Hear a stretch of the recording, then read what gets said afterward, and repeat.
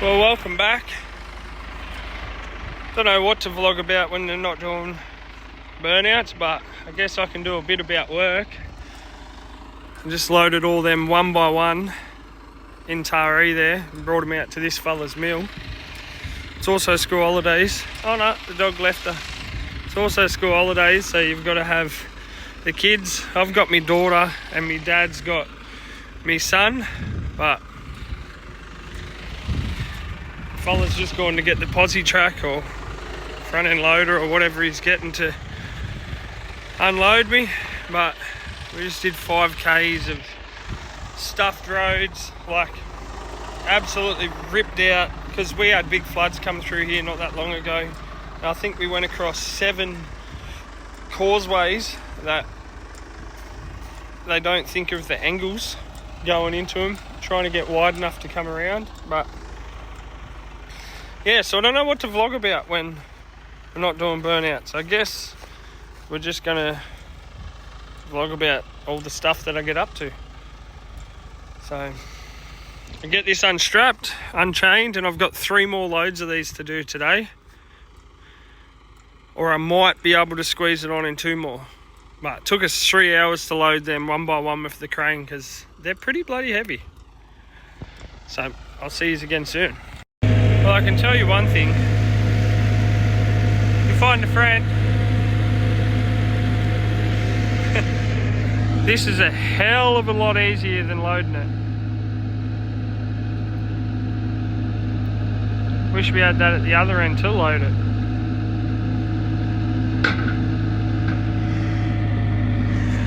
Where'd your friend go?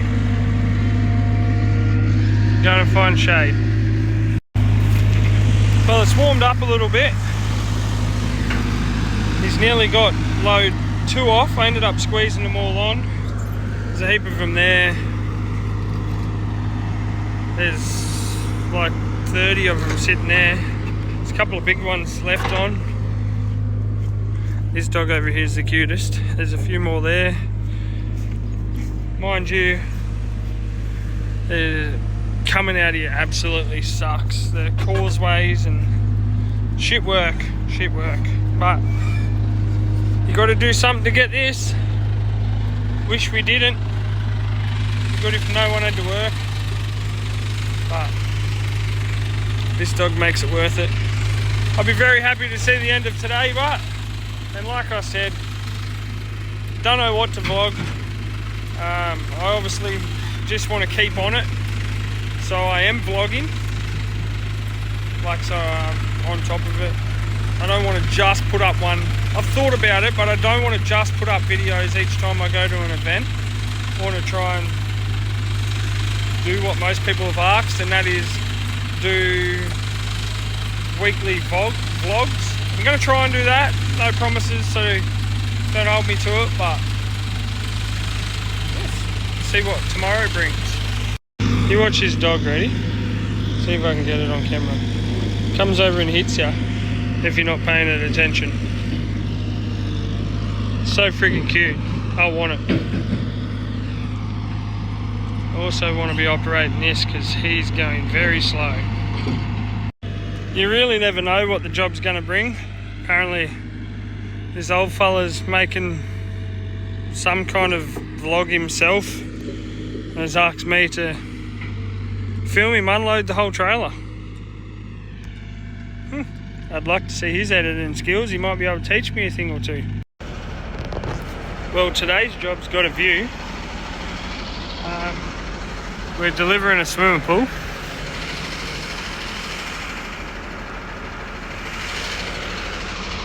Seems to be everyone that buys a swimming pool is always straight across from some kind of body of water. Well, I couldn't quite get it exactly where they wanted it. Power lines play a big part in this game. They wanted it over the other side of that wall, but I couldn't get it there. What a place to unload. Well, one good thing about the job that I do is there's a bit of variety in it. Today, we've been moving 40-foot containers all day with the side loader. I didn't get any videos of it, but a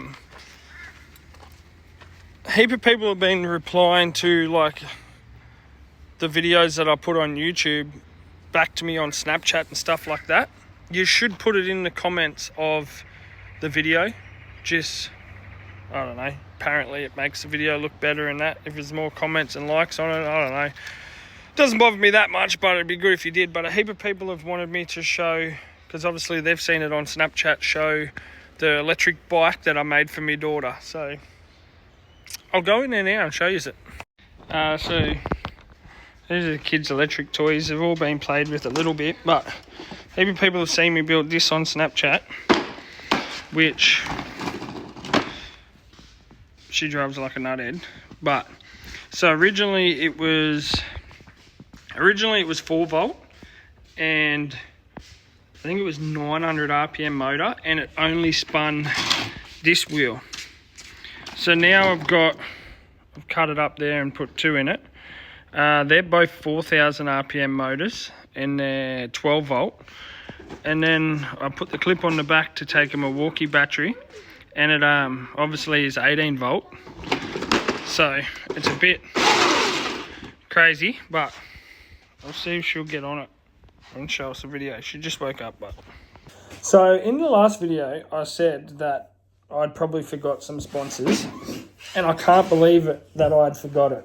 One of the main ones, like, how silly could I be? Keeps the car together. Friggin' Joe Tune. If you have an LS in, like, basically New South Wales, it's worth the drive, and aren't getting it tuned by Joe, I feel sorry for you. But just to give you like a bit of a backstory on it, I built the Fryer 5 years ago.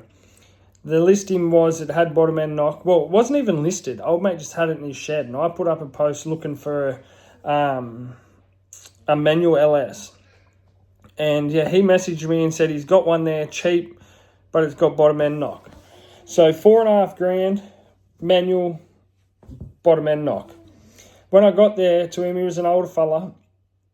I said, does it run? Like, how bad is the knock? And he said, yeah, I drive it to work every day. I'm like, that's weird. So I hit up the best in the business, Joe Tune, and said to him, what the hell's the go for this? Sent him a video, and he said, buy it now. Righto. So I brought it, took it to him, and he was right, had collapsed lifters. So he did, and it had 330,000 Ks on it. I don't know if I mentioned that, but he did pretty well the top end rebuild, cam, oil pump, and timing chain was the only thing that was touched other than the heads. That was 5 years ago. I had it registered for 2.5 years, and I reckon it did 150 illegal sets, probably more. And the cam was set up for a manual street car. Absolutely horrible for what it does now. I don't know. We don't know how it does it so well. But then, as I'm a truck driver, I got on a good behaviour licence. I lost too many points, so I had to go on a good behaviour licence, which if you don't have that and don't know what it is, it's basically, I got a letter to say I was losing my licence for 3 months. You can apply for a good behaviour licence, which is 12 months with no points. If you go the 12 months, you get all your points back. If you lose any points in that time, you lose your licence twice, so for 6 months. So I took it off the road and then started taking it to Heppen Motorsport Park, skidding it. And I reckon I did another 100 sets, I'm going to say, with it manual. And then I'd been through a couple of clutches.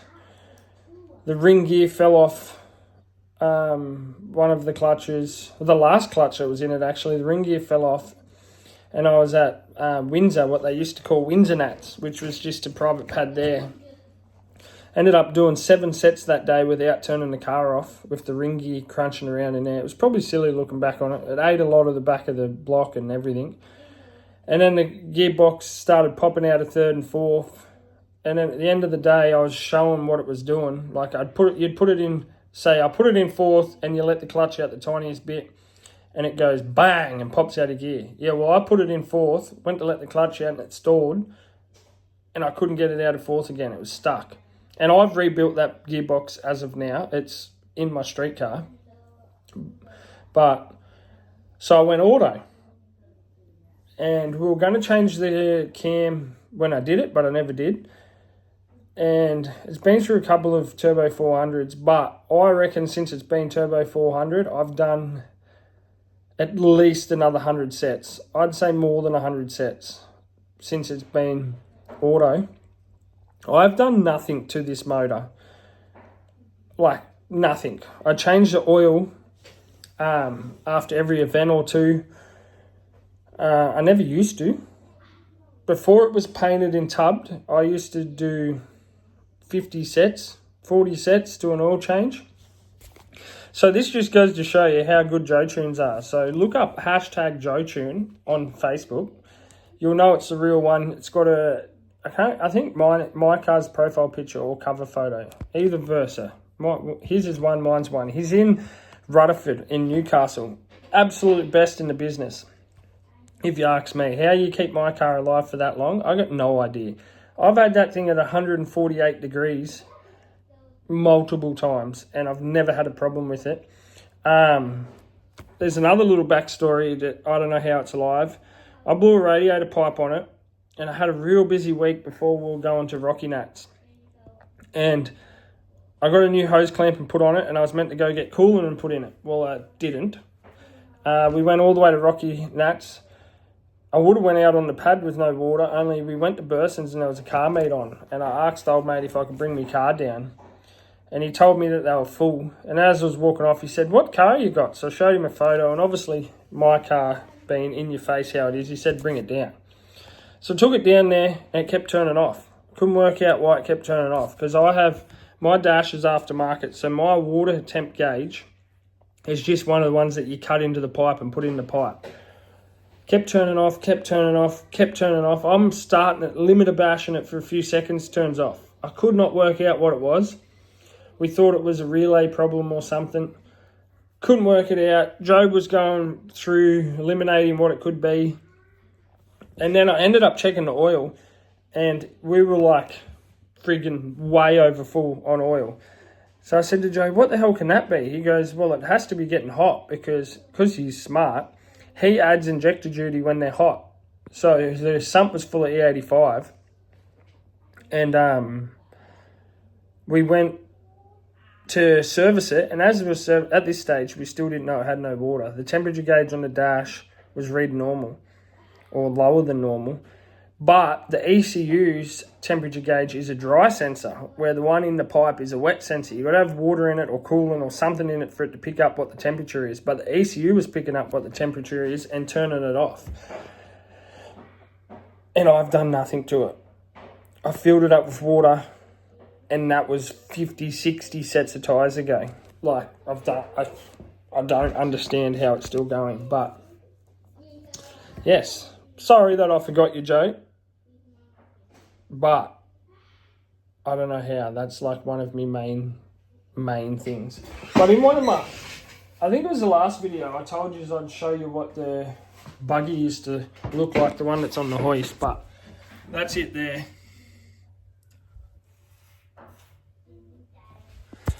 Dad races it and I navigate for him. But yeah, that's probably a bit long to sit there and listen to. But a lot of people have also asked me how much built to fry cost and all that. So that kind of tells you motor-wise cost me basically nothing. Not much at all. Tubbed it and everything was done in this shed right here. Tub, paint, everything was done in-house. I reckon there might have been 10 grand in materials and paint and everything to tub it. And then the gearbox cost me 10 grand. Other than that, so I'd be not even 30 grand into this car. So that's to answer that question as well. But now I'm just rambling because I don't know. You just need to tell me more of what you want to see, or whether I just only vlog when I go to burnout events, or whether I try and keep updates. So for more of what's going on, we're just wiring plugs on. Where's the one I cut off? This one. Wired on this one. Because this motor,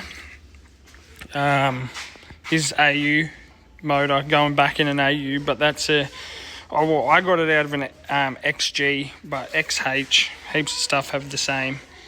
It's just forward facing, so the intake pipe doesn't have to come all the way up and around. But this sensor and this sensor are different than the AU ones, and you can't put an AU throttle body on here.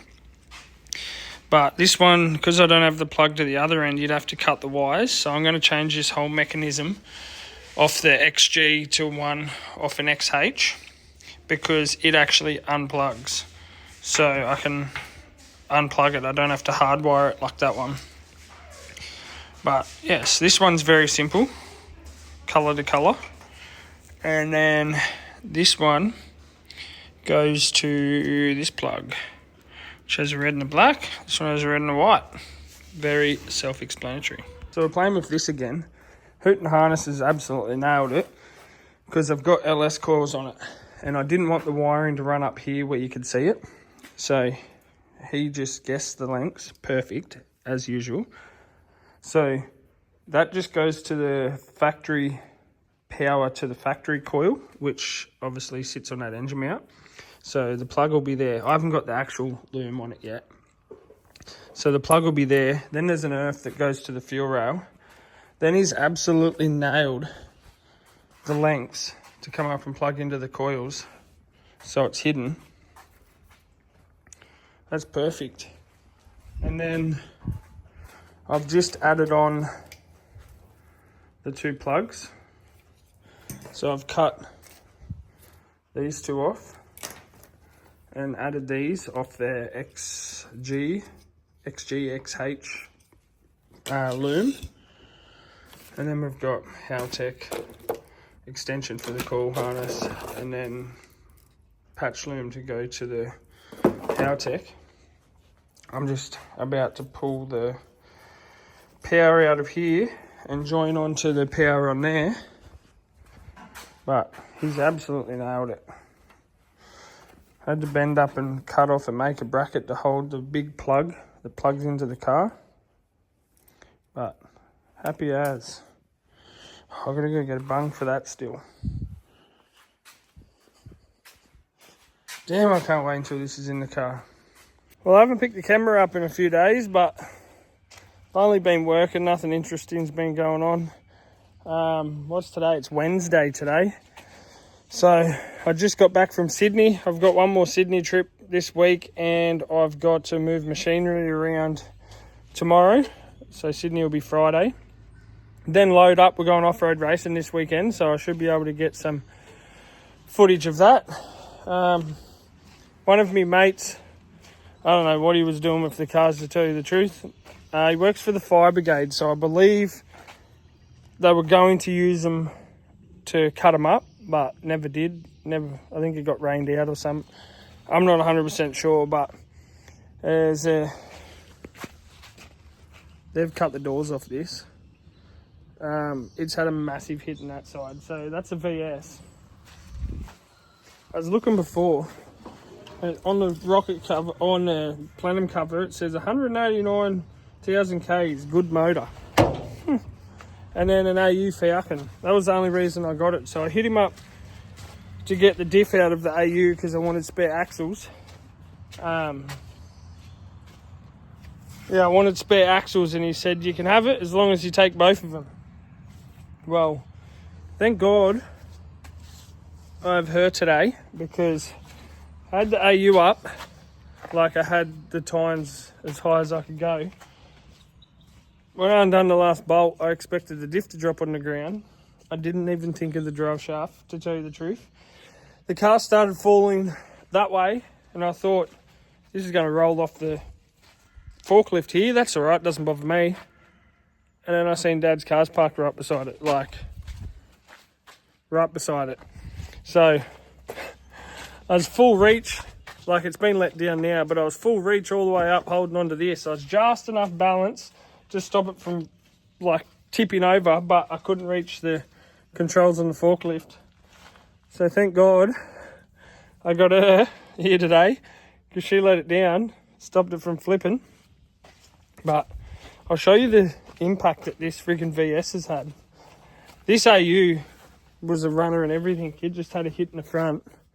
But look at this. That is crazy. The friggin' strut tower is above the rocker cover. Right. We're going to get the axles out of this one as well. It's a solid rear end. We're going to get the axles out because the partner has a VS wagon that she skids and has broke 2 passenger axles. We don't understand how, but we've just put a new axle in it, but we haven't took it out again. So I'm going to get these ones for spare because you never know really. It's the same as the reason I'm getting the one out of the AU. Keep the axles out of it. You never know when you might need spares in the drift car before I go independent, because eventually the drift car is going to get the rear end cut out and made independent, but until then I'm going to keep some spares. But yeah, I haven't picked up the camera. Forget all about it, but I just remembered when I nearly flipped the car over onto my dad's car. Thought this would be great, but we'll undo the drive shaft. I don't think I need to keep the drive shaft. They are good because these AU ones, we've done it before. You can just cut them, shorten them, lengthen them and weld them back together. And usually you get pretty lucky, but... But yeah, next clip, unless something interesting happens, will be us loading up the rally cars for this weekend. And hopefully I can try and get some good footage of us rallying. Well, that was a bit of a mission, but we just cut the quarters off the AU. Because I'd say if, but what I'm going to say is when I crash the drift car, you can do, AU House does it, Dave. He cuts the whole rear off it, but like, and he just has bars holding it. But what I'm going to try and do is if I ever smash it in, I'm going to either cut that off mine and just like cut less so I can pop rivet them on. Or I'm gonna just put them over it. I don't know, but took both quarters off, and I guess you'd call them overs. They're not really going to be overs, but you just cut less out of your car and then pop rivet that onto it. So that's that car ready for scrap. I got the diff out. I'm gonna put it on here.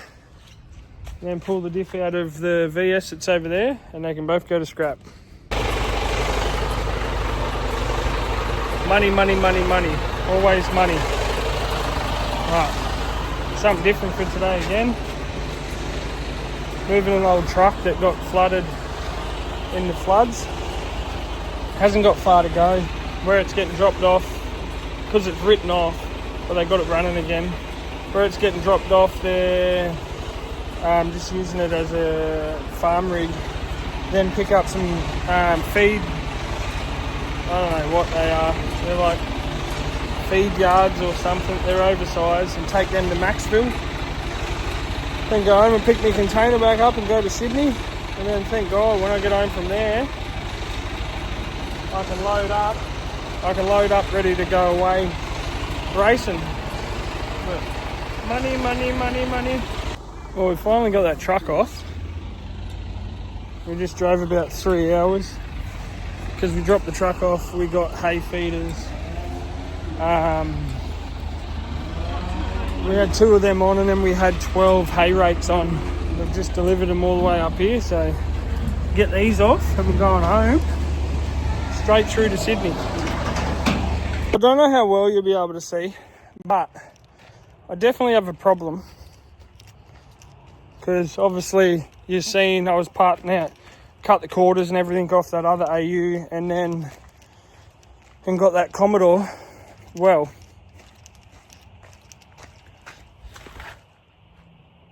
I just picked up another AU on my way home. It's got no motor or box, but I want parts. I'm going to cut the quarters off it and need brake lines and everything so I can get rid of the suicide brakes out of my drift car. Because its foot brakes is only front and then hydro's rear. I'm going to put dual calipers on it. That one's got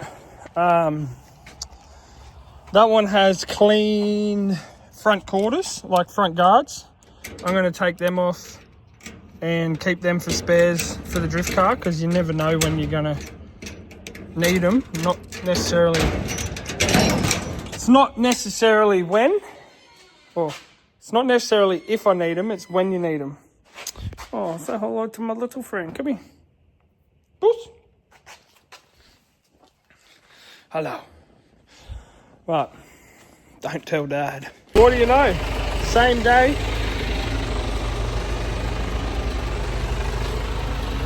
And we're back here. More money. Containers this time.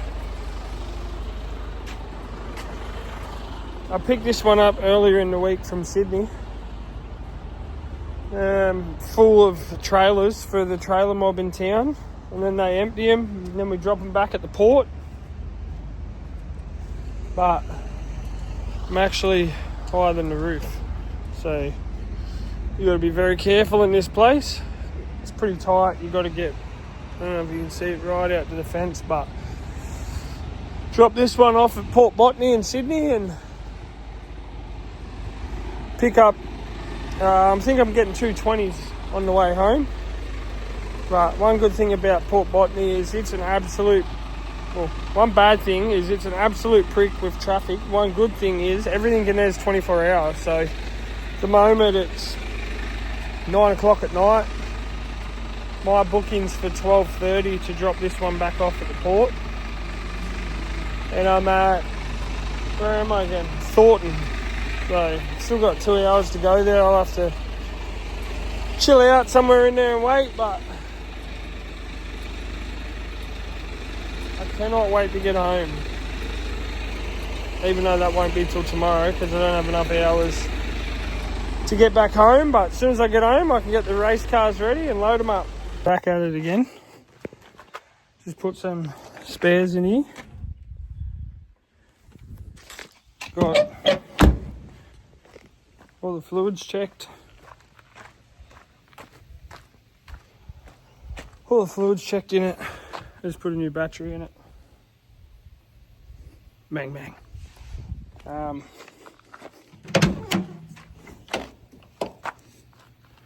She's all ready to go.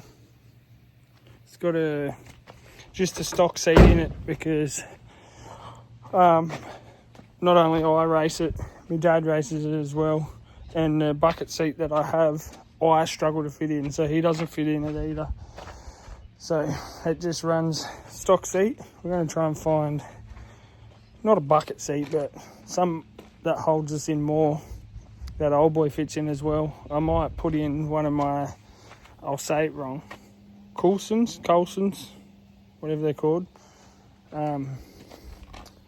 But that's what my brother races. It's just is that Mazda 2 or Mazda 3? Mazda 2, just a manual one with a set of rally tyres on it. But I'm going to put them on the step deck. Where is it? Dad's caravan's loaded. And we're ready. Well, I'm at home now. All ready to go in the morning. We're all loaded up. I think this video's gone for long enough, so I'm going to put this one up. The videos of racing are going to have to be in the one that I put up next week. So thanks for everyone watching. Make sure you like, comment, subscribe. Keep the algorithm happy. Yeah, share it around to your friends and that. See if we can't get this a bit bigger than it is.